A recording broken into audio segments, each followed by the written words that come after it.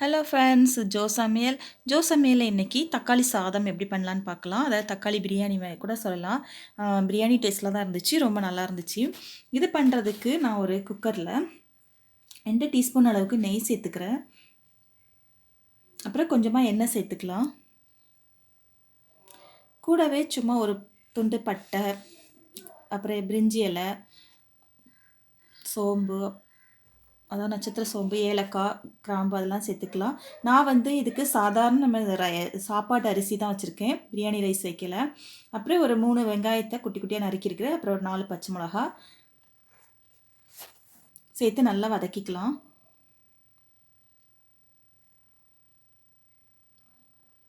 அப்புறம் 2 டீஸ்பூன் அளவுக்கு இஞ்சி பூண்டு பேஸ்ட்டு, அதையும் சேர்த்து நல்லா வதக்கிக்கலாம். இந்த தக்காளி சாதம் வந்து நல்லா பிரியாணி டேஸ்ட்டில் இருந்துச்சு. நான் பிரியாணி பண்ணுற மெத்தட் மாதிரி கொஞ்சம் அந்த மாதிரி தான் பண்ணியிருக்கேன். நல்லா டேஸ்ட்டாக இருக்கும். பிரியாணி ரொம்ப பிடிக்கும் அப்படின்னா அதையும் இந்த மாதிரி பண்ணிக்கலாம். கூடவே ஒரு 4 பெரிய தக்காளியாக சேர்த்துக்கிறேன். அதான் நான் வந்து ஒரு 300 கிராம் ரைஸ் எடுத்திருக்கேன். அதுக்கு தேவையான அளவு இந்த தக்காளி தேவையான அளவு உப்பு சேர்த்துக்கலாம். தக்காளி வந்து அதிகமாகவும் போட்டக்கூடாது, ரொம்ப புளிப்பாக இருக்கும். கம்மியாகவும் சேர்க்கக்கூடாது. கரெக்டாக சேர்த்தா கரெக்டாக நல்லாயிருக்கும். இப்போ அதுக்கு தேவையான வத்தல் தூள், தக்காளி நல்லா இந்த அளவுக்கு மசிற அளவுக்கு வேக வச்சுக்கோங்க. நான் 2 டீஸ்பூன் அளவுக்கு வத்தல் தூள் சேர்த்துருக்கேன். அப்புறம் கொஞ்சமாக கரம் மசாலா தூள், அதான் நான் பிரியாணி மசாலா தூள் போட்டிருக்கேன்ல அந்த இதுதான். நான் மஞ்சள் தூள் சேர்க்கனா சேர்த்துக்கலாம், நான் சேர்க்கலை. இந்த அளவுக்கு நல்லா தக்காளி மசிஞ்சிற அளவுக்கு நல்லா வதக்கிக்கணும். இப்போ இது கூட கொத்தமல்லி இலை சேர்த்துக்கலாம். புதினா இருந்தாலும் சேர்த்துக்கலாம். நான் புதினா இல்லை, அதனால் கொத்தமல்லி இலை மட்டும் சேர்த்துருக்குறேன்.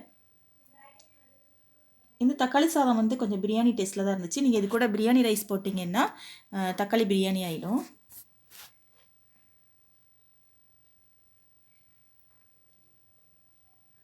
இப்போ நம்ம கழுவி ஊற வச்சுருக்கிற அரிசி சேர்த்துக்கலாம்.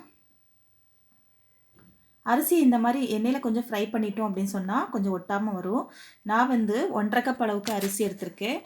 அதுக்கு வந்து 3.5 கப் அளவுக்கு நான் தண்ணி சேர்த்துக்கிறேன். கொஞ்சம் உப்பு கம்மியாக இருந்துச்சு. இப்போ உப்பு பார்த்துட்டு கொஞ்சம் அட்ஜஸ்ட் பண்ணி சேர்த்துக்கலாம். நீங்கள் உங்கள் ரைஸ்க்கு எவ்வளோ தண்ணி வைப்பீங்களோ அந்தளவு வச்சுக்கோங்க. இப்போ நம்மளோட பிரியாணி ரொம்ப கம ரெடி தக்காளி சாதம் வந்து பிரியாணி டேஸ்ட்டில் கம ரெடி ஆகிடுச்சு.